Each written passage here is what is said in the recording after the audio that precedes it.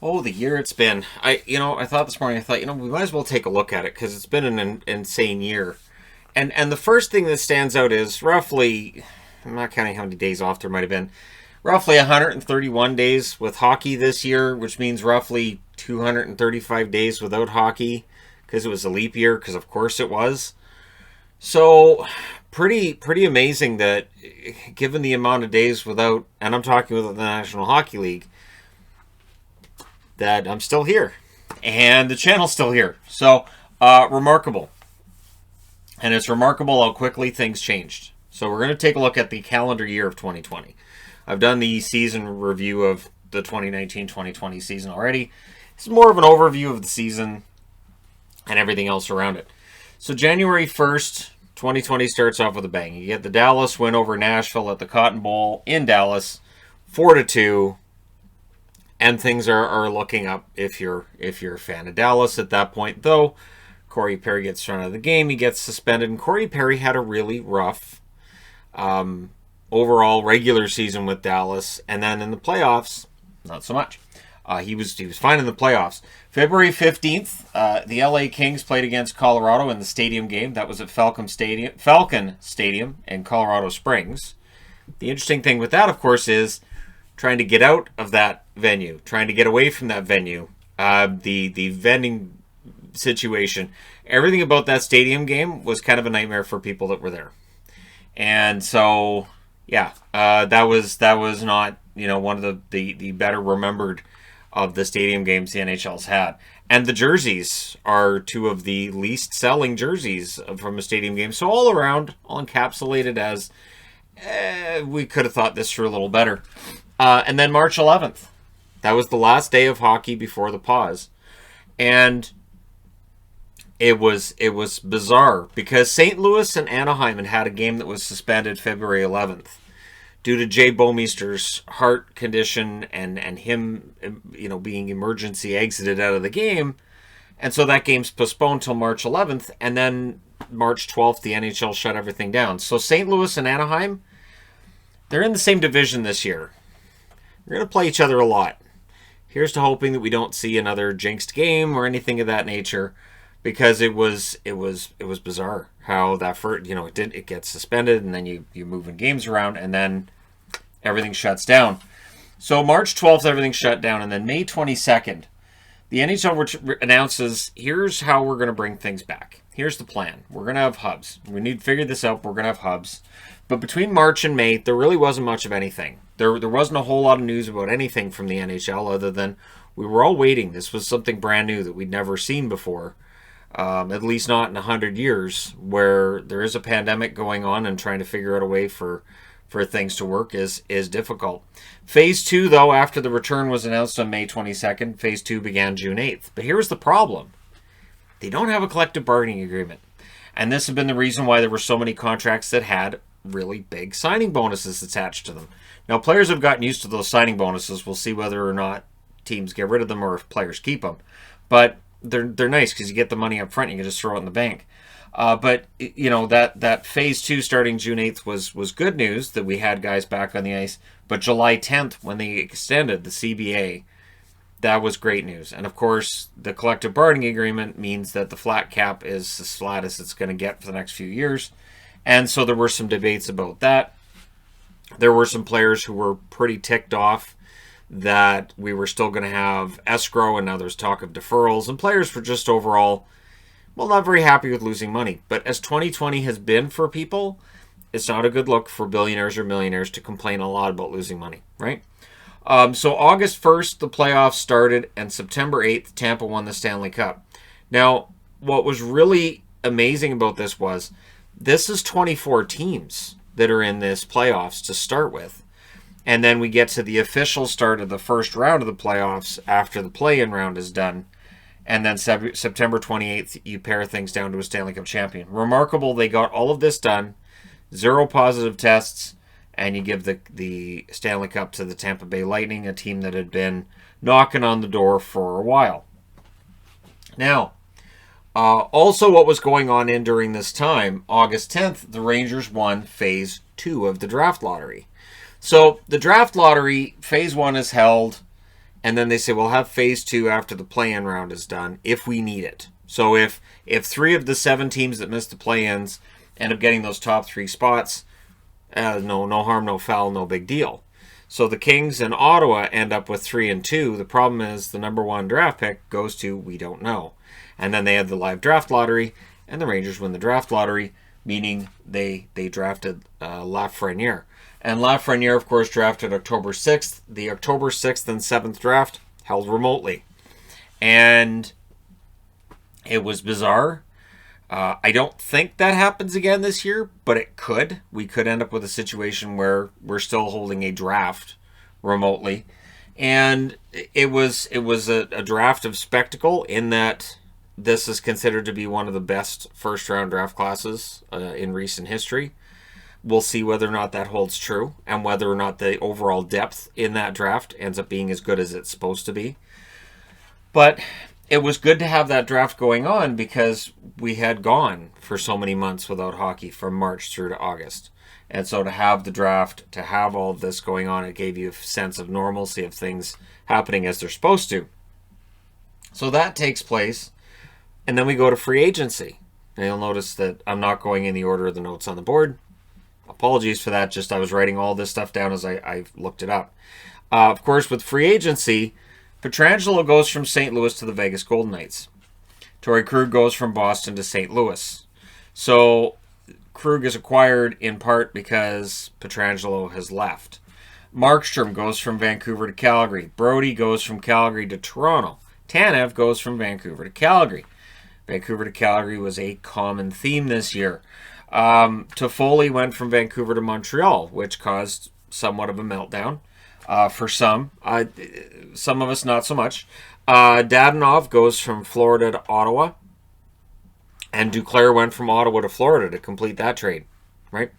Holtby went from Washington to Vancouver, which upset some Washington fans, but Chara goes from Boston to Washington, and Lundqvist goes from the Rangers to Washington. Of course, with Lundqvist, he now has had to deal with open heart surgery and heart condition that's taken him out for the following season. So 2020 is the year that keeps on taking.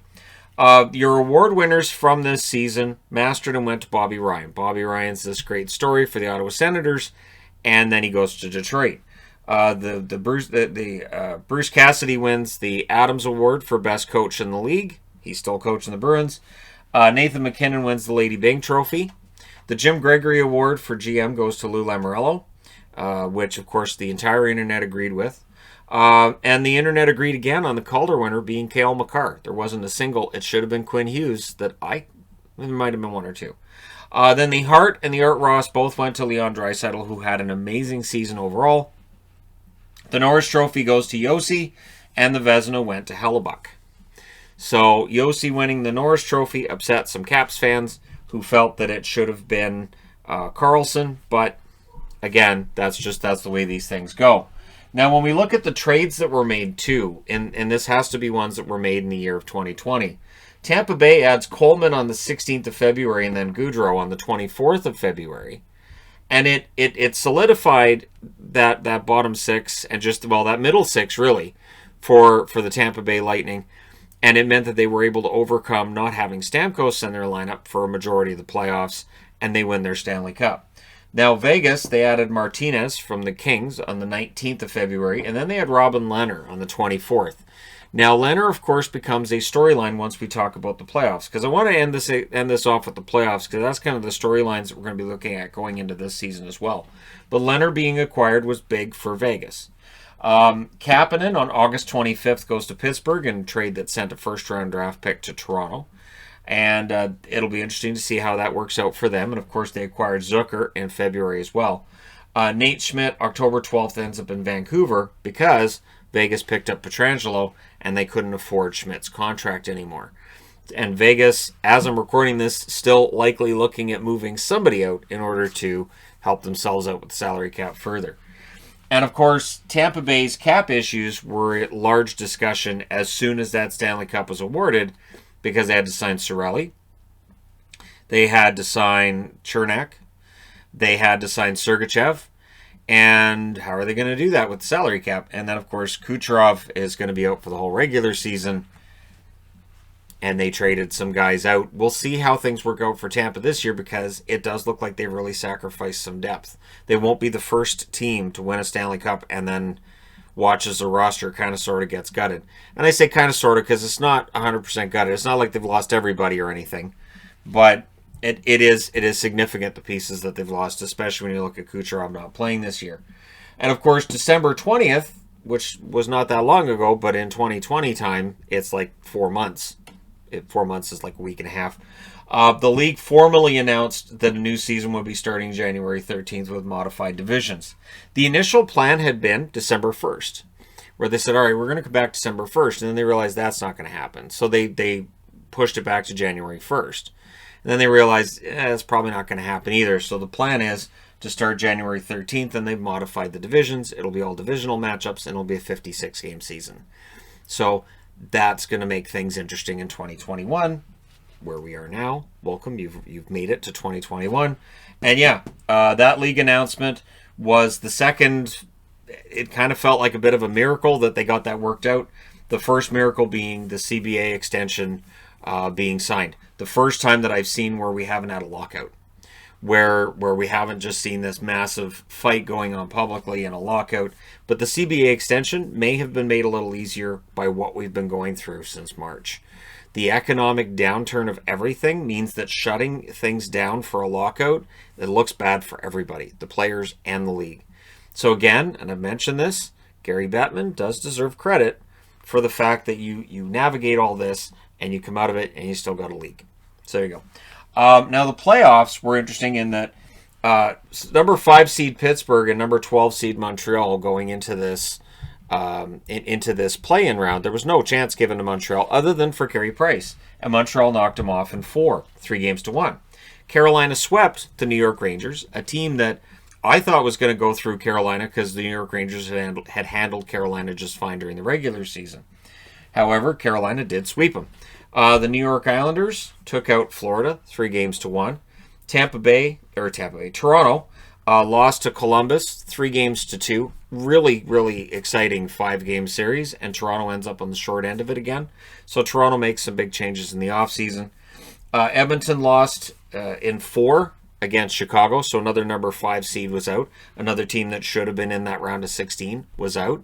And the story then becomes Edmonton making some big changes in the offseason as well that maybe they wouldn't have made if they'd got past Chicago and had a good showing in the next round. The Nashville Predators, they were number 6 seed. They lost to number 11 Arizona 3-1. Vancouver, the number 7 seed, they beat Minnesota 3-1, so they actually won with home ice advantage. And Calgary, the number 8 seed, they beat Winnipeg in 4. And what highlighted that was that Scheifele and Laine both got injured early in that series, and Winnipeg just didn't have an answer. So we get to the main portion of the playoffs, that round of 16. Number 1 seed Philadelphia beat Montreal in 6 in the first round, but Philadelphia didn't look dominant. Philadelphia had trouble against Montreal. Tampa Bay beats Columbus in 5 as the number 2 seed. Tampa Bay looked great. And so while Columbus had some great games, there was a 5 overtime game in there and everything, in the end Tampa Bay wins it. Washington, the number 3 seed, they lose to the Islanders 4-1, and the conversation becomes one of maybe Washington's a little over the hill. Maybe they need to think about, fixing some stuff here. So they went out and got Zdeno Chara. Boston, they won their opening round series over Carolina 4-1 in a series that was without any sort of arguments or controversy or anything. And in the West, Vegas, the number 1 seed, they take out Chicago 4-1. Corey Crawford gave them fits at times in that series. Colorado, they were getting themselves tested by Darcy Kemper, but they won 4-1 over the Arizona Kempers. Kemper won that one game, and he just single-handedly won it. So there you go. Dallas beat Calgary 4-2 as the number 3 seed. That series was interesting in that Calgary almost had it, and then it just switched. And when that momentum switched, they had no answer. And St. Louis, the number 4 seed, lost to number 5 seed Vancouver 4-2. And St. Louis, of course, they and Tampa Bay were both hit with COVID outbreaks before the postseason began. And St. Louis, while not saying it's why they lost to Vancouver, because the goaltending was really the big difference there, they did say that there were some players who were still dealing with the after effects of that. So Quite the series there for Vancouver and St. Louis, and we go on to round 2. Now in round 2, the Islanders took out Philadelphia, so the number 1 seed in the East was out in 7 games. Not the most exciting series, no, but the Islanders, very efficient, very good at what they do. Tampa Bay, the number 2 seeds, they knocked out Boston in 5. And Boston, nowhere near good enough against Tampa, and now they're a team without Krug, they're a team without Chara, and they're a team without Pastrnak to start the season. There are reasons why I'm taking Boston as a team that could fall off the map a bit this year. Vegas, they hold on to beat Vancouver, or should I say Thatcher Demko in 7. And it was a weird series in that, Markstrom was great. Markstrom got hurt. It was like, all right, well, without Markstrom, what are their chances? And I was one saying it too, saying I don't see Demko being able to do it. And then he did. He did. And they very nearly knocked off Vegas. But then in Game 7, Vegas put the hammer down, right? So in that series as well, there was still that conversation about, well, should Leonard be starting? Should Fleury be starting? And, of course, Fleury's agent sent out the picture of Fleury with the knife in his back. The sword in his back, I should say. And just because Peter DeBoer had taken over and there's comments and questions. And in the end, Leonard and Fleury, as I'm recording this, they're still the 2 goaltenders for the Vegas Golden Knights. So, and according to Leonard, it was kind of overblown, and he and Fleury have a good relationship, and they get along just fine. Now, Dallas, meanwhile, held on and beat Colorado in 7.